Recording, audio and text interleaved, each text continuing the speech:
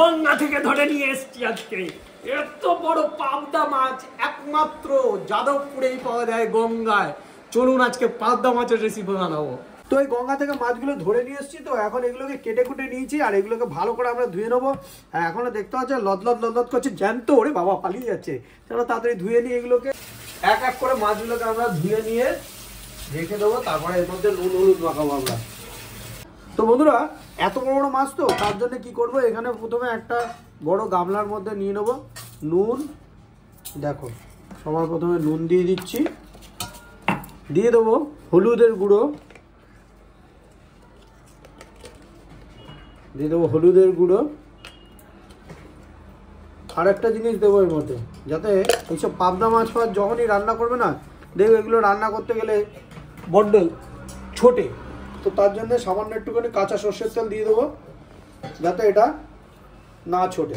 যাই হোক, তেল আর হলুদ আর নুন ভালো করে মাখিয়ে নিচ্ছি। একটা একটা করে মাছ দেবো আর সুন্দর করে মাখিয়ে নেবো। চলো, গায়ে হলুদ হয়ে গেল এদের। এবার গরম গরম তেল দিয়ে দিয়েছি কড়াইতে, দেখতে পাচ্ছ তেল কিন্তু গরম গরম হয়ে গেছে।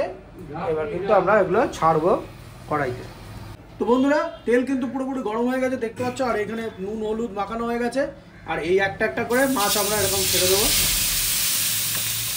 আর এবার কিন্তু ফুটবে, এইভাবে কিন্তু সাবধান, অল্প ফুটবে, যেহেতু তেলটা লাগিয়েছি সেই জন্য অল্প ফুটবে। আর তেল না লাগালে কিন্তু বহুত জোরে জোরে ফুটবে। আর খুব বেশি ভাজা হবে না, হালকা হালকা ভাজা করে আমরা এটাকে তুলে নেবো। তো ফার্স্ট বলছেন আমরা একটুখানি এটাকে উল্টে দেবো।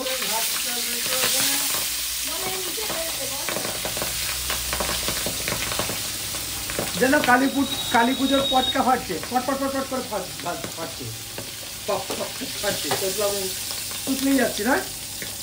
আসলে না, সুপারি খাই তো সারাক্ষণ, তাই জন্য তুতলে যাই। আসলে আমাদের লাফানো অভ্যাসটা একটু কম আছে এখন, তাই জন্য আমি একটু লাফাচ্ছি কম। আর আমরা সবসময় বড় বড় জিনিস রান্না করি। মাছ ভাজা হয়ে গেছে। মাছ ভাজা কিন্তু এরকম ভাবেই ভাজতে হবে। আর খুব বেশি ভাজলে কিন্তু মাছের কিন্তু একদম মজা দফা রফা হয়ে যাবে, ঠিক আছে। পর এইভাবে কিন্তু আমরা একটা একটা করে মাছ ছাড়বো আর ভাজবো। পুরোটা লং প্রসেস, অত দেখিয়ে লাভ নেই। তোমরা দেখতে থাকো, পুরো মাছ ভাজি, তারপরে পরের স্টেপটা তোমাদের দেখাচ্ছি। তো বন্ধুরা দেখো, পুরোপুরি কিন্তু মাছ ভাজা কিন্তু একদম রেডি হয়ে গেছে। আর মাছগুলো কিন্তু দেখে কিন্তু প্রচণ্ড লোভনীয় না। যাই হোক বন্ধুরা, এরকম কিন্তু মাছ আমাদের এখানে বড় বড় মার্কেটগুলোতেই খুব ভালো পাওয়া যায়। গড়িয়াটাও পাবে, লেক মার্কেটেও পাবে, ঠিক আছে। তো চলো, এত মার্কেট দেখে লাভ নেই, এবার আমরা রান্না করব। আর এইদিকে দেখো, যেই তেলে আমরা মাছ ভেজেছি সেই তেলই কিন্তু গরম রয়েছে অলরেডি।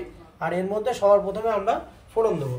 তো সবার প্রথম ফোড়নে দেবো আমরা হচ্ছে কালো জিরে। এই দেখো কালো জিরে, দিয়ে দিলাম কালো জিরে, দিয়ে দেবো কাঁচা লঙ্কা, এই দিয়ে দিলাম কাঁচা লঙ্কা। ফোড়ন দেওয়া হয়ে গেল। এইবার দেবো পেঁয়াজ। এতগুলো মাছ গ্রেভির জন্য পেঁয়াজ লাগবে, পেঁয়াজ দিয়ে দিচ্ছি। তোমরা অনেকে হয়তো পেঁয়াজ ছাড়াও করো, বাট আমি কিন্তু পেঁয়াজ দিয়ে করবো, যাতে জিনিসটা একটু ভালো হয়। বেশ টেস্টটা কিন্তু ডিফারেন্ট হবে, একদম কথা দিচ্ছি ডিফারেন্ট হবে। তোমরা পেঁয়াজ দিয়ে করো। তো দেখো, এই দেখো। আর ওপরে গ্রেভিটা একটু কালচে কালচে এসছে কেন, তার কারণ হচ্ছে মাছ ভাজা হয়েছে, সেই জন্যে তেলের জন্য একটু কালচে এসছে।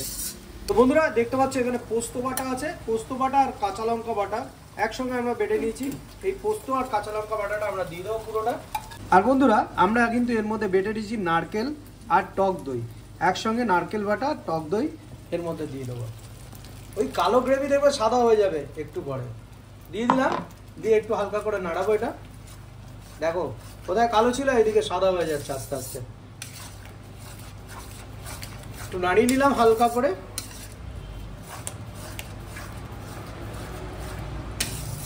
বন্ধুরা, এখানে যে মশলার জলটা ছিল, সেই মশলা বাটা জলটা আমরা এর মধ্যে। তো বন্ধুরা, এবার কিন্তু একটু নাড়াচাড়া করে নিলাম। সামান্য একটুখানি মিষ্টি আমরা দেবো এর মধ্যে। মিষ্টিটা দিয়ে টেস্টটাকে ব্যালেন্স করলাম আমরা। স্বাদ অনুসারে নুন দিয়ে দিচ্ছি, একটু হালকা করে নাড়িয়ে দিলাম এখানে।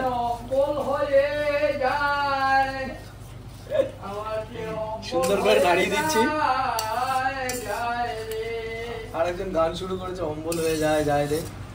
যাই হোক, এটাও সুন্দর করে নাড়িয়ে দিলাম। এবার টেস্টটা একটু, নুনটা একটু দেখে নেবো, নুন মিষ্টিটা। তো সবার প্রথমেই কিন্তু দিয়ে দেবো অগ্নি দেবতাকে। আর একটু নুন লাগবে, হালকা একটু নুন দিয়ে দেবো আমরা।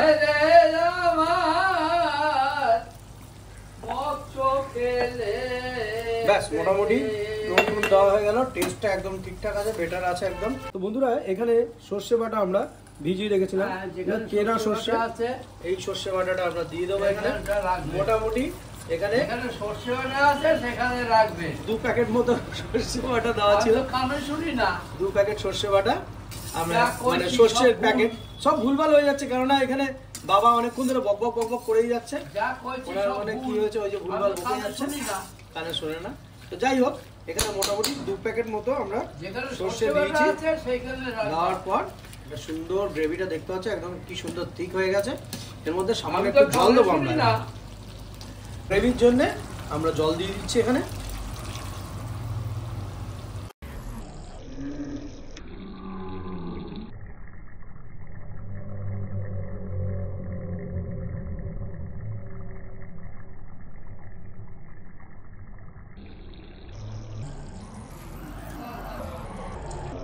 তো হালকা ধনেপাতা অ্যাড করলাম।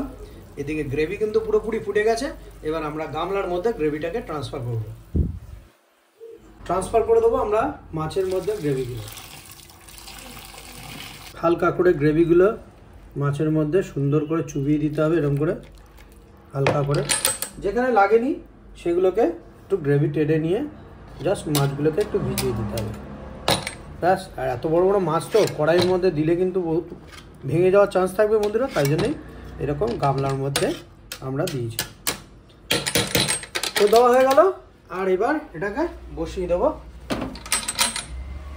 আর বসিয়ে ঢাকা দিয়ে আমরা রেখে দেবো মোটামুটি 4 থেকে 5 মিনিট। তো 4 থেকে 5 মিনিট পর কিন্তু ফিরত আসছি। তো বন্ধুরা, 4-5 মিনিট পর ফিরত আসছি। আর দেখো, মাছ কিন্তু একদম পুরোপুরি রেডি, আর গ্রেভিও পুরো থকথকে হয়ে গেছে। এবার আমরা এটাকে নামিয়ে গার্নিশ করবো। দেখো বন্ধুরা, দারুণ কালার ফালার সব কিছু একদম পারফেক্ট হয়ে গেছে একদম। আর এবার এর উপর থেকে আমরা কাঁচা সর্ষের তেল, হালকা সর্ষের তেল আমরা এর মধ্যে দিয়ে দিলাম হালকা করে। আর এই সর্ষের তেলটা দিলে না একদম দারুণ লাগবে, সুপারব লাগবে।